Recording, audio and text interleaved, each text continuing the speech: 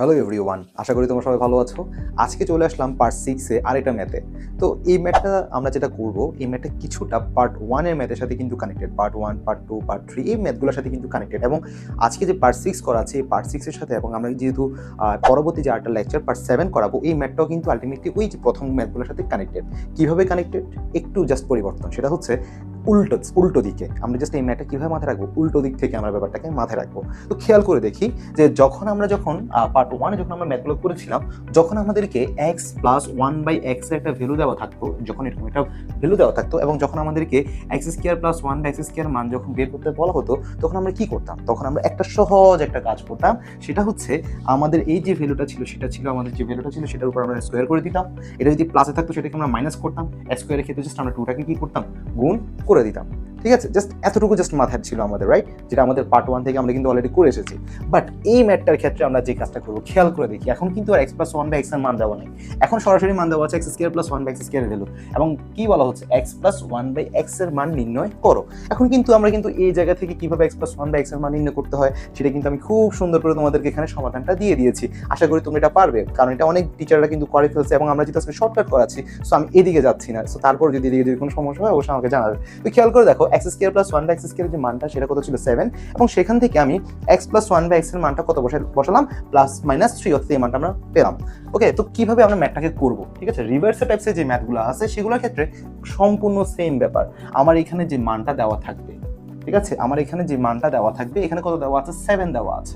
এখানে কিন্তু এই মানটার ক্ষেত্রে আমরা কোনো ধরনের কি করব না, হোল স্কয়ার বা কোনো কিছুই আমরা কি করব না। জাস্ট এই যে 7 আছে, আমরা যে 7টাকে বসাবো আমাদের শর্টকাটের নিয়ম অনুপাতে।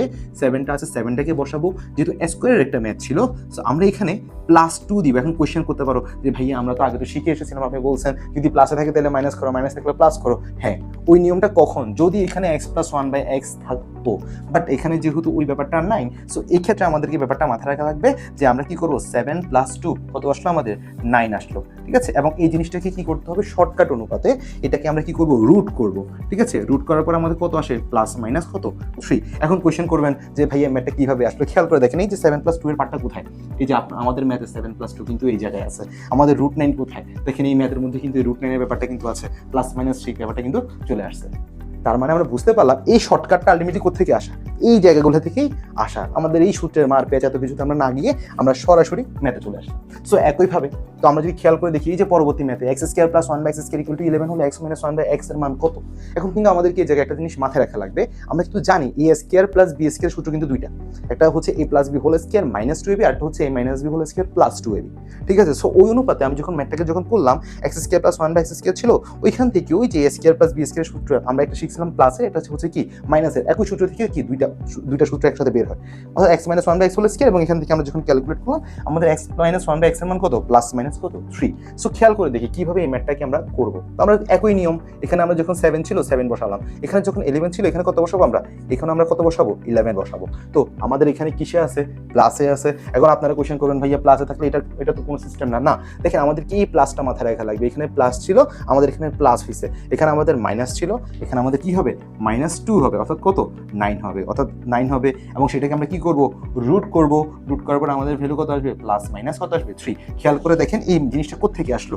এই যে 11 - 2, এই যে দেখেন 11 - 2, এই যে দেখেন √9, এই যে দেখেন √9, এবং এরপর দেখেন প্লাস মাইনাস 3, এই প্লাস মাইনাস 3।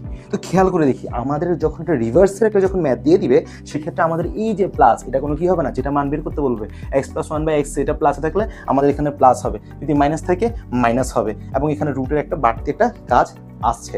সো এই ব্যাপারটা নিয়ে আশা করি তোমাদের কোনো সমস্যা নেই। তো আমরা পরবর্তী ম্যাথে দেখবো x³ + 1/x³ এর ক্ষেত্রে কি হবে।